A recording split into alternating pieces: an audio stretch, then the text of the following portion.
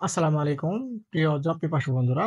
আপনারা যারা হোয়াইট বোর্ডে একটা গুরুত্বপূর্ণ ম্যাথ দেখতে পাচ্ছেন, তো প্রথমত ম্যাথটা আমরা পড়ে দেখি।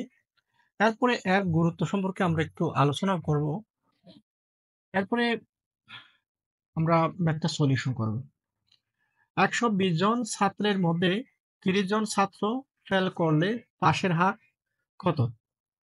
৪টা অপশন রয়েছে। আমাদেরকে যেহেতু চাকরির পরীক্ষা, সেহেতু আমাদেরকে কম সময়ের ভিতরে শর্টকাট টেকনিকে ম্যাথটা সলিউশন করা যায় সে সম্পর্কে আপনাদেরকে ধারণা দিব। ছাত্রের মধ্যে ৩০ জন ছাত্র ফেল করলে পাশের হার কত? তাহলে ১২০ জন ছাত্রের মধ্যে ৩০ জন ছাত্র ফেল করলে তাহলে পাস করছে কতজন? ১২০ থেকে ৩০ চলে গেলে ৯০ জন পাস করেছে। ১২০ জন ছাত্রের মধ্যে যদি ৩০ জন ছাত্র ফেল করে তাহলে ৯০ জন পাস করেছে। আমাদেরকে বলছে পাশের হার কত? হার মানে হচ্ছে ১০০ তে শতকরা কত? তাহলে ১২০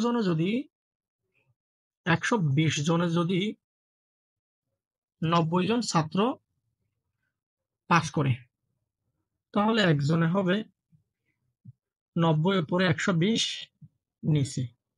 আর আমাদেরকে বলছে হার, পাশের হার। তাহলে শতকরা বের করতে বলছে। তাহলে ১০০ জন হবে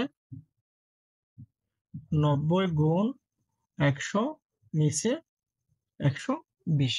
এটা ১০০টা উপরে চলে যাবে। আমি যদি কাটাকাটি করি একটু, এই শূন্য চলে যাবে। ৩ তারিখে ৯ হবে, ৩ চারে ১২ হবে। ৩ তারিখে ৯, ৩ চারে ১২। চাকরির পরীক্ষায় ক্যালকুলেটরে কোনো সহায়তা নিতে পারবো না, সেহেতু আমাদেরকে শর্টকাটে কাটাকাটি করে খুব দ্রুতভাবে আনসার নিয়ে আসতে হবে। তারপরে ৪ ২৫-এ ১০০, ২৫ আর ৩-এ গুণ করলে ৭৫। আমাদের অপশন হচ্ছে ৭৫। এই যে ৭৫%।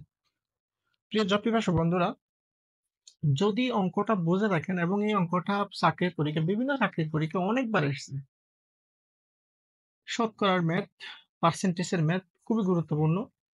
প্রাইমারি, এনটিআরসিএ বিভিন্ন জব পরীক্ষার জন্য খুবই গুরুত্বপূর্ণ। আপনারা এই ধরনের ম্যাথ আমার চ্যানেলে কিন্তু আমি প্রতিনিয়ত ২-১ টি করে ম্যাথ সলিউশন করে দিচ্ছি আপনাদের জন্য। যদি ভালো লাগে আপনারা অবশ্যই চ্যানেলে যাবেন, গিয়ে ওখানে প্লে লিস্ট করা আছে। প্রত্যেকটা ম্যাথ আপনারা দেখে আসতে পারেন। আর আপনাদের কাছে রিকোয়েস্ট থাকবে, যদি ম্যাথগুলো আপনাদের উপকারে আসে বলে মনে হয়, তাহলে চ্যানেলটিকে সাবস্ক্রাইব করবেন, লাইক ও শেয়ার করবেন। ভালো থাকবেন সবাই। আল্লাহ হাফেজ।